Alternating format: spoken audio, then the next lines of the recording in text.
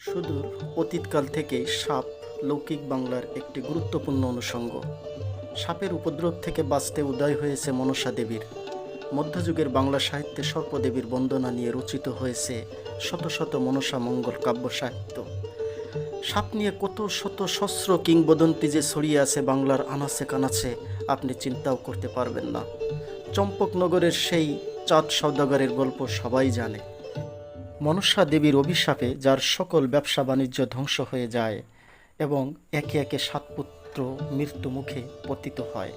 বাঙালি স্বামীপরায়ণা স্ত্রীর প্রতীক বেহুলা সাপের ধ্বংসনে যার মৃত স্বামীকে ইন্দ্রপুরে দেবতাদের খুশি করে আবার জীবন ফিরিয়ে আনেন। তবে বিজ্ঞানের এই উৎকর্ষের যুগে মাত্র একটি কাজ করলেই আপনি হয়তো লৌকিক লোকরীতির সেই মনসা দেবীর আশীর্বাদ পেতেও পারেন।